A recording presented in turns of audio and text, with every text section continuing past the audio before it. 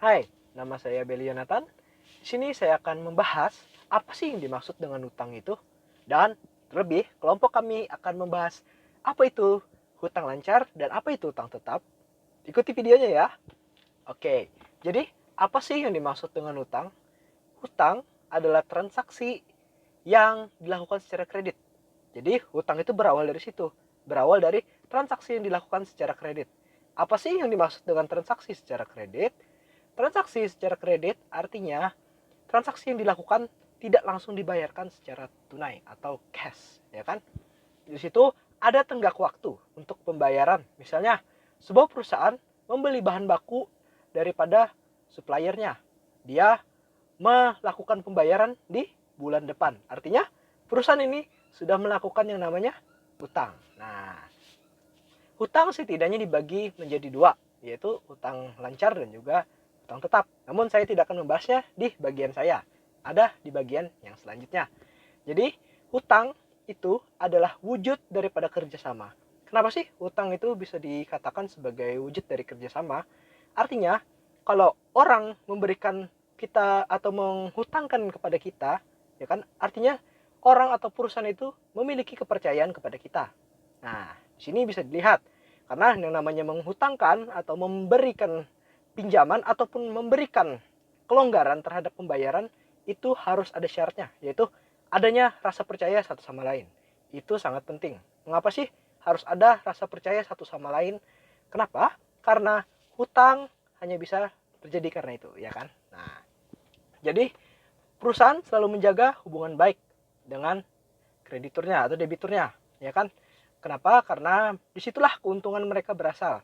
Apabila hubungan baik, sangat memungkinkan untuk prospek perusahaan ke depannya juga akan semakin lebih baik. Nah, jadi dari kerjasama yang baik ini akan muncul rasa aman.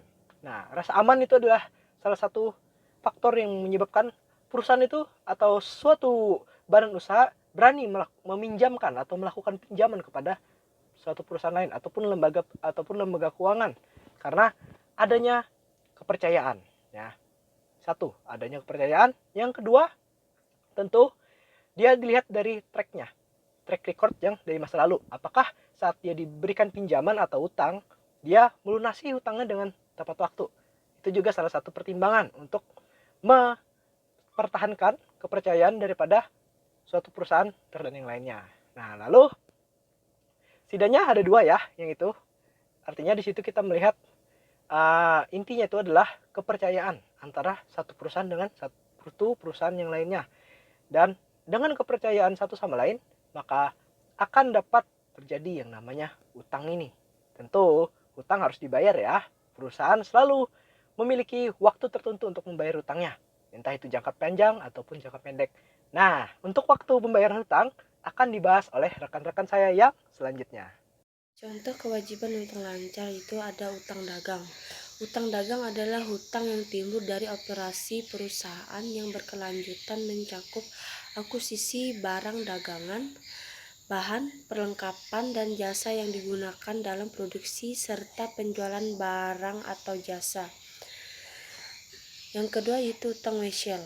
Utang wesiel adalah kewajiban berupa janji tertulis untuk membayar sejumlah uang pada tanggal tertentu di masa yang akan datang kepada pihak yang lain yang timbul akibat pembelian barang atau jasa.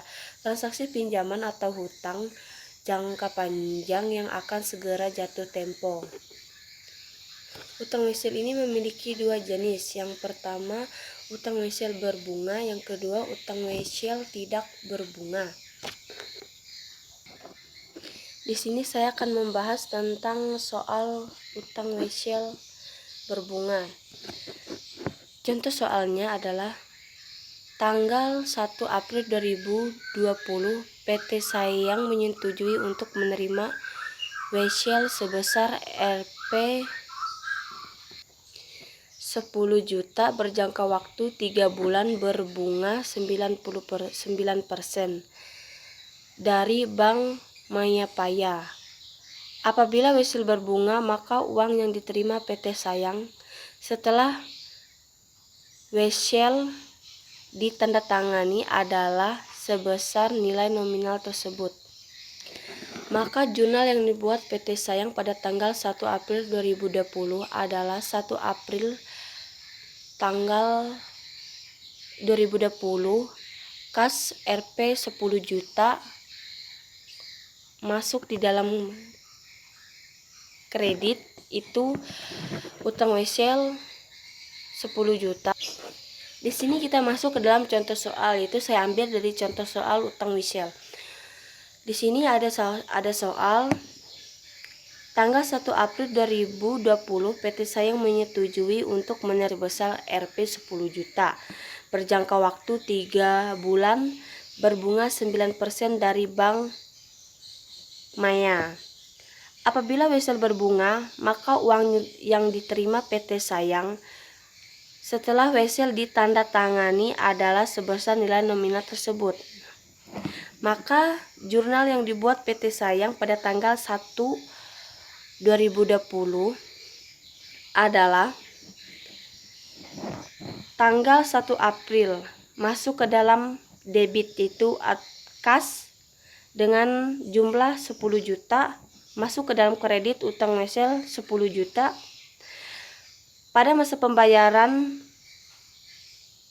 saat jatuh tempo 1 Juli 2020, maka PT Sayang harus membayar pokok wesel. Di sini ada rumusnya.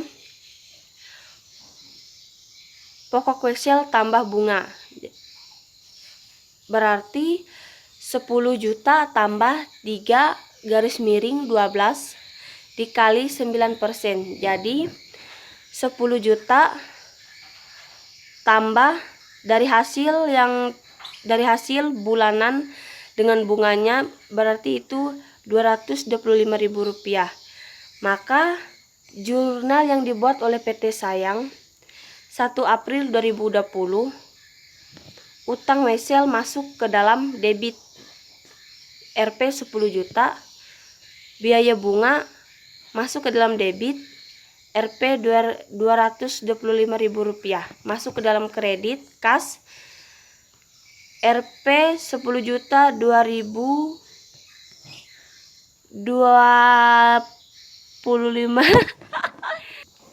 kas masuk ke dalam kredit itu dengan jumlah Rp10.225.000 diterima PT Sayang setelah wesel ditandatangani adalah sebesar nilai nominal tersebut.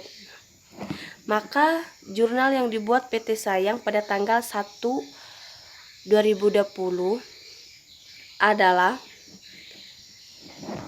tanggal 1 April masuk ke dalam debit, itu kas dengan jumlah 10 juta masuk ke dalam kredit utang wesel 10 juta. Pada masa pembayaran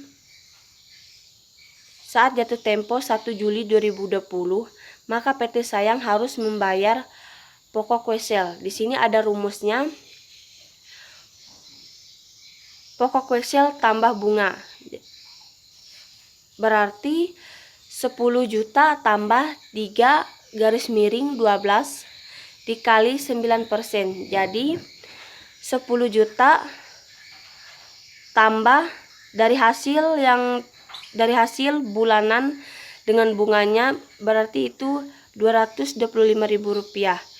Maka jurnal yang dibuat oleh PT Sayang 1 April 2020, utang wesel masuk ke dalam debit Rp 10 juta, biaya bunga masuk ke dalam debit Rp 225.000, masuk ke dalam kredit kas Rp 10 juta 2025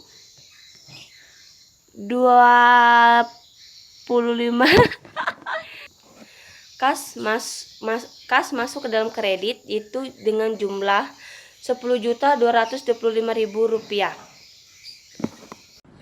Halo, saya Agnes akan menjelaskan hutang jangka panjang. Hutang yang satu ini merupakan salah satu produk hutang yang pembayaran atau pelunasannya menggunakan tenggang waktu yang lama, atau bisa dibilang waktu pelunasan atau pinjamannya cukup lama. Waktu pelunasan yang diberikan juga lumayan lebih, bisa lama atau bisa lebih dari 1 tahun. Untuk melunasi hutang waktu jangka panjang, umumnya sebuah perusahaan akan menggunakan aktiva lancar atau dengan memperhitungkan sebuah pendapatan di luar hutang jangka waktu pendek. Dengan begitu, dana yang dipinjam mungkin bisa bernilai besar. Tetap saja, waktu pelunasannya juga harus sesuai dengan perhitungan waktunya. Dengan melunasinya menggunakan aktiva lancar, tentu saja bisa berupa aset perusahaan dan akses yang selalu berjalan. Dengan begitu, dana yang dipinjam mungkin bisa bernilai besar. Sekarang saya akan menjelaskan mengapa hutang jangka panjang bisa terjadi. Hutang jangka panjang itu digunakan untuk memperkuat posisi modal perusahaan. Tak hanya itu, hutang jangka panjang juga digunakan untuk meningkatkan jumlah aset perusahaan baik berupa properti, peralatan maupun investasi. Dalam transaksinya, hutang jangka panjang biasanya disertai dengan jaminan berupa barang tidak bergerak. Barang tidak bergerak ini lebih mengarah seperti gedung, gudang, pabrik, rumah, dan tanah. Tentu penyerahannya bukan berupa barang, tetapi berupa sertifikat yang menyatakan hak kepemilikan atas properti tersebut. Meski disertai dengan jaminan, namun perusahaan yang berutang tetap bisa memanfaatkan barang tersebut. Misalnya, perusahaan memiliki utang jangka panjang dengan jaminan sertifikat gudang. Meski sertifikat atas properti tersebut diserahkan kepada pihak yang memberikan utang jangka panjang, namun perusahaan yang berutang tetap bisa menggunakan gedung miliknya untuk menjalankan operasional kegiatan usahanya. Sesuai dengan namanya, utang jangka panjang memiliki tempo pembayaran yang relatif lama, sekitar 5 hingga 20 tahun. Tempo pembayarannya lebih dari 1 tahun. Penentuan jangka waktu pembayaran atas utang jangka panjang ini tergantung kesepakatan antara kedua belah pihak, dengan tentunya kemampuan pihak yang mengajukan utang tersebut untuk melakukan. Tetap saja, untuk waktu pelunasannya juga harus sesuai dengan perhitungan waktunya. Dengan melunasinya menggunakan aktiva lancar, tentu saja yang digunakan berupa aset perusahaan dengan akses yang selalu berjalan. Ini juga memungkinkan sebuah perusahaan untuk berkembang walaupun tetap menggunakan hutang jangka waktu panjang. Aktiva lancar biasanya cenderung bersifat permanen, artinya tidak akan hilang dan bisa menjadi backup sebuah perusahaan. Selain itu, saya juga akan menjelaskan jenis-jenis hutang jangka panjang. 1. Hutang hipotek, yaitu salah satu jenis hutang jangka waktu panjang. Ini adalah dananya sesuai dengan perjanjian awal, dan sebagai jaminan hutang ini akan menggunakan jaminan dari harta tetap si pengaju hutang. Apabila dalam situasi selanjutnya si pengaju hutang tidak dapat melunasi hutangnya, maka langkah selanjutnya adalah dengan melakukan penyitaan dan pengambilan barang yang telah menjadi barang perjanjian sebelumnya. Kedua, yaitu hutang obligasi. Jenis hutang yang dinamakan dengan hutang obligasi itu merupakan salah satu hutang yang terjadi akibat dari perjanjian telah ditentukan dengan adanya dana yang turun melalui surat obligasi. Surat obligasi tersebut merupakan surat yang memiliki jenis dan kesesuaian dalam pengajuan hutang piutang. Sebelum terjadi hutang piutang, maka akan terlihat lebih dahulu nominal dari piutang, maka akan terlihat lebih dahulu nominal dari surat obligasi tersebut. Jika sudah sesuai, maka dana hutang yang dipinjamkan adalah yang berupa nominal dari surat obligasi tersebut. Kesimpulannya, pada dasarnya hutang jangka panjang dan hutang jangka pendek merupakan sebuah hutang di mana harus dibayar tepat waktu jika jatuh tempo masa hutangnya. Kepemilikan atas properti tersebut. Meski disertai dengan jaminan, namun perusahaan yang berutang tetap bisa memanfaatkan barang tersebut. Misalnya, perusahaan memiliki utang jangka panjang dengan jaminan sertifikat gudang. Meski sertifikat atas properti tersebut diserahkan kepada pihak yang memberikan utang jangka panjang, namun perusahaan yang berutang tetap bisa menggunakan gedung miliknya untuk menjalankan operasional kegiatan usahanya. Sesuai dengan namanya, utang jangka panjang memiliki tempo pembayaran yang relatif lama, sekitar 5 hingga 20 tahun. Tempo pembayarannya lebih dari 1 tahun. Penentuan jangka waktu pembayaran utang jangka panjang ini tergantung kesepakatan antara kedua belah pihak, dengan tentunya kemampuan pihak yang mengajukan utang tersebut untuk melakukan. Tetap saja, untuk waktu pelunasannya juga harus sesuai dengan perhitungan waktunya. Dengan melunasinya menggunakan aktiva lancar, tentu saja yang digunakan berupa aset perusahaan dengan akses yang selalu berjalan.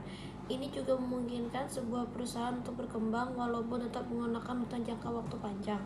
Aktiva lancar biasanya cenderung bersifat permanen, artinya tidak akan hilang dan bisa menjadi backup sebuah perusahaan. Selain itu, saya juga akan menjelaskan jenis-jenis hutang jangka panjang. 1. Hutang hipotek, yaitu salah satu jenis hutang jangka waktu panjang. Ini adalah dananya sesuai dengan perjanjian awal, dan sebagai jaminan hutang ini akan menggunakan jaminan dari harta tetap si pengaju hutang. Apabila dalam situasi selanjutnya si pengaju hutang tidak dapat melunasi hutangnya, maka langkah selanjutnya adalah dengan melakukan penyitaan dan pengambilan barang yang telah menjadi barang perjanjian sebelumnya. Kedua, yaitu hutang obligasi. Jenis hutang yang dinamakan dengan hutang obligasi itu merupakan salah satu hutang yang terjadi akibat dari perjanjian telah ditentukan dengan adanya dana yang turun melalui surat obligasi. Surat obligasi tersebut merupakan surat yang memiliki jenis dan kesesuaian dalam pengajuan hutang piutang. Sebelum terjadi hutang piutang, maka akan terlihat lebih dahulu nominal dari piutang, maka akan terlihat lebih dahulu nominal dari surat obligasi tersebut. Jika sudah sesuai, maka dana hutang akan yang dipinjamkan adalah yang berupa nominal dari surat obligasi tersebut. Kesimpulannya, pada dasarnya hutang jangka panjang dan hutang jangka pendek merupakan hutang di mana harus dibayar tepat waktu jika jatuh tempo masa hutangnya. Sebuah perusahaan atau seseorang wajib menerapkan sebuah perhitungan yang tepat mengenai sistem keuangan agar selanjutnya tidak terjadi kesalahan yang menyebabkan kerugian yang signifikan.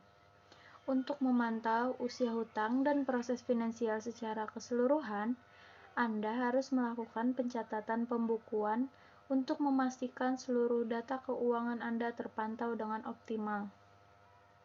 Adanya hutang di neraca menunjukkan perusahaan pernah menarik sumber daya yang digunakan dari kreditur.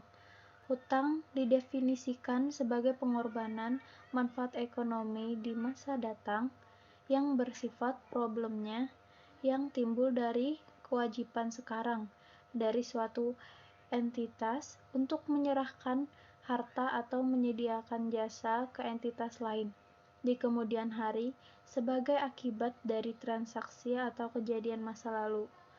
Hutang lancar adalah kewajiban yang likuidasinya diperkirakan secara layak, memerlukan penggunaan sumber daya yang ada diklasifikasikan sebagai aktiva lancar, atau penciptaan kewajiban lancar lainnya. Sekian video pendek dari kelompok 4. Assalamualaikum warahmatullahi wabarakatuh.